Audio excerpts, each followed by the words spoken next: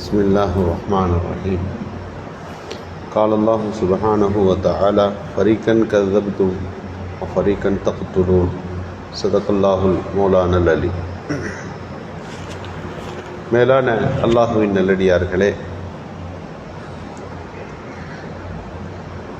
நபிகள் நாயகம் ஸல்லல்லாஹு அலைஹி வஸல்லம் அவர்கள் காலத்திலே மிகப்பெரிய 2 வல்லரசுகள் இருந்தது. இன்றைக்கு நாம் பார்த்து கொண்டிருக்கிற ஈரான் அன்றைக்கு பெர்சியா என்ற பெயரிலே அழைக்கப்பட்டது. பாரசீக வளைகுடா, அது ஒரு வல்லரசு. இன்னொன்று ரோமாபுரி என்று சொல்வார்கள், ரோம் நாடு. இது நபிகள் பெருமானார் ஸல்லல்லாஹு அலைஹி வஸல்லம் காலத்தில் 2ஆக உடைக்கப்படாமல் ஒரே நாடாக அது இருந்தது. ரோம் நாட்டிலே வசித்தவர்கள் கிறித்தவர்கள், பாரசீக நாட்டிலே வசித்தவர்கள் நெருப்பு வணங்கக்கூடிய மஜூசிகள். நபிகள் பெருமானார் ஸல்லல்லாஹு அலைஹி வஸல்லம் பிறந்த மக்கா நகரம் அது பாரசீக நாட்டின் ஒரு பகுதி. அரபு நாட்டினுடைய பல்வேறு பகுதிகள் பாரசீக நாட்டினுடைய ஒரு அங்கமாகத்தான் அன்றைக்கு இருந்தது.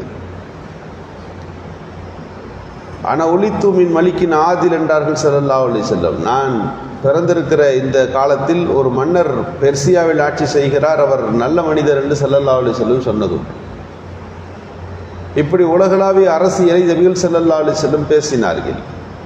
பிரச்சனைகள் வந்தபோது அபிசீனியா நாட்டு அதிபர் நஜாசிக்கு நபிகள் ஸல்லல்லாஹு அலைஹி வஸல்லம் சஹாபிகளை அனுப்பி வைத்த ஹிஜ்ரத் செய்தியை நாம் கேள்விப்பட்டிருப்போம். அன்றைக்கு யார் பெரிய வல்லரசு என்ற போட்டி 2 பேருக்கும் நடந்தது. யுத்தம் நடக்கிற போது சஹாபிகள் எல்லாம் ஒவ்வொரு நாளும் என்ன அப்டேட், என்ன நடந்துச்சுன்னு பேசிக்கிட்டே இருப்பாங்க. ஒரு கட்டத்தில் பாரசீகம் ரோமாபுரியை வென்றுவிட்டது. ரோமாபுரி தோற்று போனது. சஹாபிகளுக்கெல்லாம் ஒரே கவலை. காரணம், ரோம் நாட்டில் இருப்பவர்கள் வேதவாசிகள். அல்லாஹ்விடமிருந்து ஒரு கிதாப் இன்ஜில்னு ஒரு வேதம் வந்திருக்கு நம்புறவங்க. எனவே நாமும் குரான் அல்லாஹ்விடமிருந்து வந்திருக்கிறது நம்புறவங்க. இப்போ 2 பேருக்கும் மத்தியில் ஏதோ ஒரு வகையில் ஒற்றுமை இருப்பதை நாம் இங்கே புரிகிறோம். எனவே சஹாபிகளின் எண்ணம் எப்படி இருந்ததுன்னா, ரோம் நாடு ஜெயிக்கணும், ரோம் நாடு ஜெயிக்கணும்னு உட்கார்ந்துருந்தாங்க. இப்போ கிறிஸ்தவர்களாக இருந்தாலும் பாரசீகர்களாக இருந்தாலும் நமக்கு எந்த சம்பந்தமும் கிடையாது. இருந்தாலும் தான் சார்பு நிலை எடுக்கிற ஒரு பண்பு இருக்கத்தானே செய்யும். இவர்கள் ஜெயிக்கணும்னு இருந்தாங்க. ஆனால் ரோமாபுரி தோத்து போனது. பாரசீக நாடு வெற்றி கொண்டு ரோம் நாட்டின் பல்வேறு பகுதிகளை தனக்குள்ளே அது பிடித்து கொண்டது. ஒலிபத்தில் ரோம், அல்லாஹ் குரானில் ரோம் சூரத்து ரோம்னு ஒரு சூறாவை இறக்கி இருக்கிறான். இந்த ரோம் நாட்டை பற்றி. ரோம் நாடு இப்போது மிகைக்கப்பட்டு விட்டது, தோல்வி அடைந்து விட்டது. ஆனால் அல்லாஹ் சொல்லுகிறான், பிதை சினீன், சில ஆண்டுகள் தான் இந்த தோல்வி அவர்களுக்கு. சில ஆண்டுகளில் அவர்கள் மீண்டும் செழுந்தெழுந்து இந்த பாரசீகத்தை வெற்றி கொள்வார்கள். குரான்ல வசனம் இறங்கிச்சு. அன்றைக்கு பாரசீகத்தை பார்த்தவர்களுக்கும் ரோமாபுரிகளை பார்த்தவர்களும் எழுதுகிறார்கள், ரோமாபுரி ஈரானின் தாக்குதலால் அது சிதைந்து போய்விட்டது, சின்னாபின்னமாகிவிட்டது, நீர்த்தேக்கங்கள் உடைக்கப்பட்டு விட்டது, மனித சடலங்கள் அவ்வளவு அங்கே கிடக்கிறது. இது எப்போது அது உயிர் பெற்று அது நாடு மீண்டும் இயங்க தொடங்கி அது இராணுவ நடவடிக்கைகளை எல்லாம் எடுத்து எப்போது வெற்றி பெறும்? வாய்ப்பே இல்லை என்று யோசித்தார்கள்.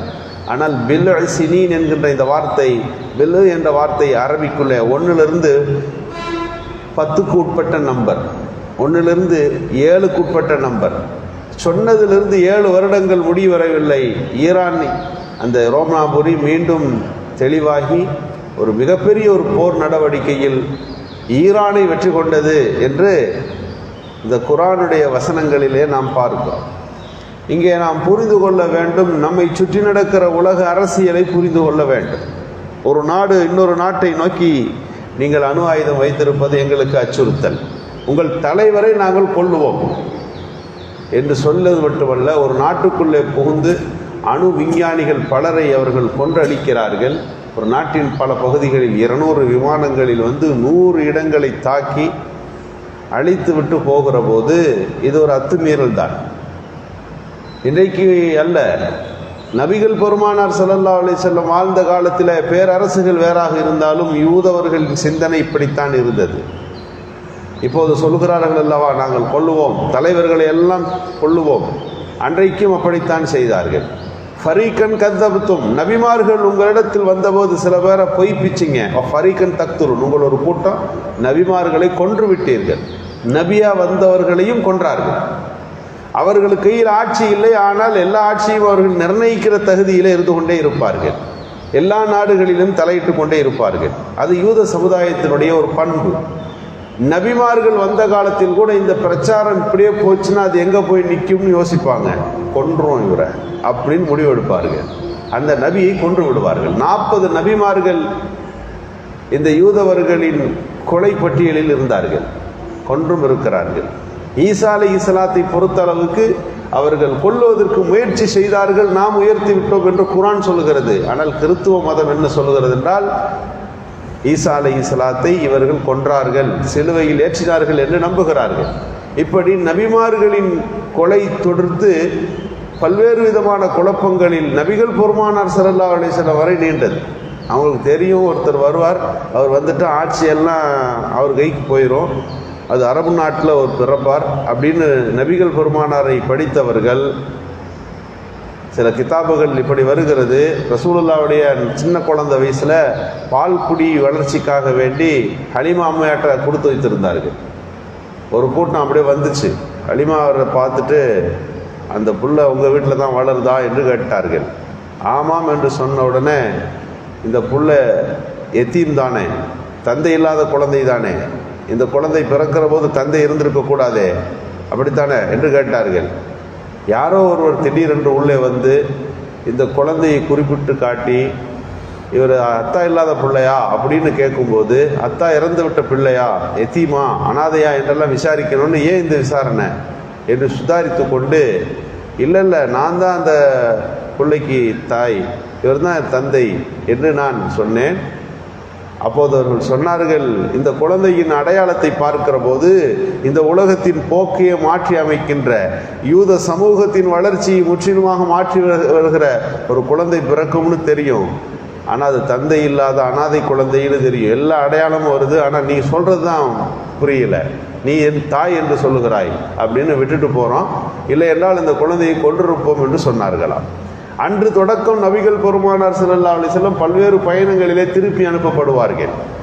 வியாபார பயணத்தில் போகிற போது அங்கே இருக்கிற ஃபாதர்கள் பெருமானாரை பார்த்துட்டு, இவரை கூட்டிகிட்டு போகாதீங்க, இந்த முக அடையாளத்தை பார்த்தா யூதவர்கள் வரை கொண்டு விடுவார்கள், உடனே திருப்பி அனுப்புங்கள் என்று நபிகள் பெருமானார் அனுப்பப்பட்டார்கள். யூத சமூகத்தினுடைய பல்வேறு சூழ்ச்சிகளில் இறுதியாய் நபிகள் ஸல்லல்லாஹு அலைஹி வஸல்லம் அவர்கள் பல்வேறு கொலை முயற்சிக்கு பிறகு ஒரு நாள் ஒரு யூத பெண்மணியின் மூலம் ஒரு விருந்துக்கு அழைக்கப்படுகிறார்கள். சஹாபிகள் எல்லாம் போனாங்க. அந்த அம்மா ஆட்டு இறைச்சியில் நெஞ்சை கலந்து வச்சிருச்சு. ரசூலுல்லாஹி ஸல்லல்லாஹு அலைஹி வஸல்லம் அவர்களோடு சஹாபிகளில் ஒருத்தர் வேகமாக சாப்பிட்டார், அவர் மௌத்தாயிட்டார்.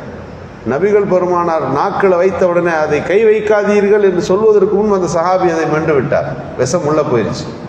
நபிகள் பெருமானாருடைய கடைசி நேரத்தில் சொன்னார்கள், என் நரம்புகள் எல்லாம் வெடிக்கிறது, அந்த யூத பெண்மணியினுடைய விஷத்தின் தாக்கம் இப்போது வெளிப்படுகிறது என்றார்கள்.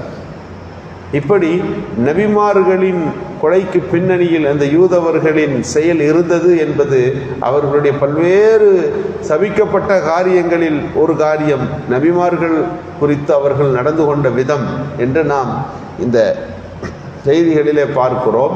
அதனுடைய தொடர்ச்சி தான் இப்போதும் நீளுகிறது. பெரும் பெரும் தலைவர்களை கொள்ளுகின்ற அந்த கொலை செய்கிற பணிகளில் அவர்கள் எப்போதும் நிலையாக இருக்கிறார்கள்.